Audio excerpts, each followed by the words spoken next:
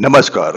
कहानी सुने बार बार story with Ranjit में आपका स्वागत है। एक कुम्हार की अद्भुत कहानी आपको मैं सुना रहा हूं। सफलता पाने के लिए हर व्यक्ति मेहनत करता है, लेकिन जैसे जैसे वह सफलता के नजदीक पहुंच जाता है उसके अंदर ईगो यानी घमंड आने लगता है और वह अपने आप को गुरु से ज्यादा बेहतर मानने लगता है। लेकिन जब वह बिना गुरु के मार्गदर्शन में आगे बढ़ता है तो उसे बहुत सारी परेशानियों का सामना करना पड़ता है। तब उसे समझ आता है जिंदगी में गुरु क्यों जरूरी है। एक बार की बात है, एक गांव में एक कुम्हार रहता था। वह अपने परिवार का अच्छे से पालन पोषण करता था।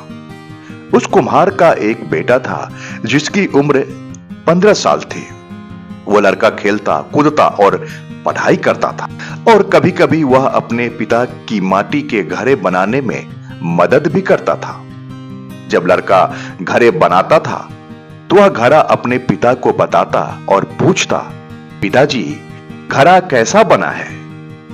तो उसके पिता देखता और बोलता, घरा तो अच्छा बना है, लेकिन इसमें एक कमी है, उसको ढूंढो और ठीक करो। तो लड़का उस घरे को और अच्छे से देखकर उसमें सुधार कर देता और हर बार जब लड़का घरा बनाता तो वह हर बार अपने पिता से पूछता कि पिताजी घरा कैसा बना है? तो उसका पिता देखता और बोलता, घरा तो अच्छा बना है, लेकिन इसमें एक कमी है, उसको ढूंढो और ठीक करो।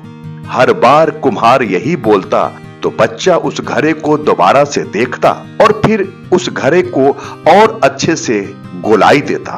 अब धीरे धीरे वह लड़का इसी तरह घरे बनाने लगा और अपने पिता से पूछता तो कुम्हार उसे वही जवाब देता, इसमें थोड़ी कमी है, देखो और इसमें सुधार करो।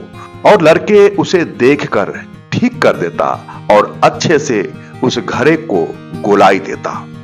और ऐसा होते होते एक समय ऐसा आया कि मार्केट में उस लड़के का घड़ा 500 रुपए का बिकता और उसके पिता का घड़ा 400 रुपए में बिकता। अब कुछ दिनों से ऐसा ही चलता रहा और लड़का घरे बनाते समय फिर अपने पिता से पूछता है कि पिताजी घड़ा कैसा बना है? तो पिता फिर वही जवाब देता है कि घड़ा तो सही बना है, बस थोड़ी सी कमी है, देखो और उसे सुधार करो।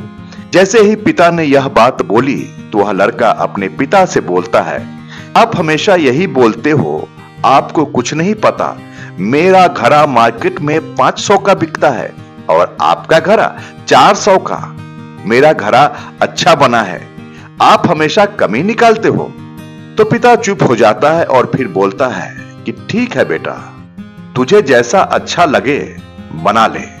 और फिर पिता अपने काम में लग जाता है और लड़का अपने काम में लग जाता है। अब धीरे धीरे जो लड़का रहता है उसकी सेल गिरने लगती है, लेकिन जो पिता रहता है उसके घरे की कीमत आज भी 400 रुपए में ही बिकती है। तो अब लड़का हैरान होने लगता है कि यह क्या हो रहा है। कुछ दिन बाद उसके घरे की कीमत और कम होने लगती है। वह परेशान हो जाता है और कुछ दिनों बाद परेशान होकर अपने पिता के पास जाता है और उनसे बोलता है कि ऐसी ऐसी बात है, मेरे घरे अब कोई नहीं लेता है।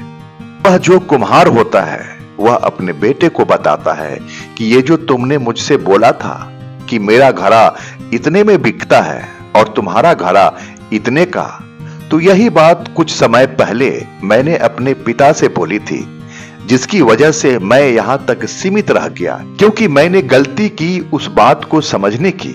लेकिन तुम इस बात को समझो कि कोई भी काम हम करते हैं उसमें कुछ ना कुछ कमी रह जाती है और उस काम को और अच्छे से किया जा सकता है। इसलिए कभी संतुष्ट मत रहना, हमेशा सुधार के लिए सोचना, क्योंकि हम हमेशा पहले से बेहतर कर सकते हैं। दोस्तों, इस कहानी से आपको कई सारी सीख मिलती है, बस आपका नजरिया सीखने वाला होना चाहिए। हमारा जो गुरु होता है वह हमेशा आगे बढ़ाने का प्रयास करता है और जो गुरु बोले उस बात को मानकर काम करना चाहिए बिना प्रश्न पूछे। लेकिन गुरु भी सोच समझकर बनाना चाहिए। हमें कभी भी अपने आप में संतुष्ट नहीं होना चाहिए। उसको और अच्छा कैसे कर सकते हैं, इस पर ध्यान और लगन से काम करना चाहिए। किसी भी काम में कभी भी हमें घमंड नहीं करना चाहिए, क्योंकि जब घमंड यानी ईगो आता है तो हमारे सोचने समझने की शक्ति खत्म हो जाती है। तो ऐसा इस कहानी में बताया गया है कि हमें कभी भी संतुष्ट नहीं होना चाहिए। हम अपने काम को हमेशा और बेहतर तरीके से कर सकते हैं।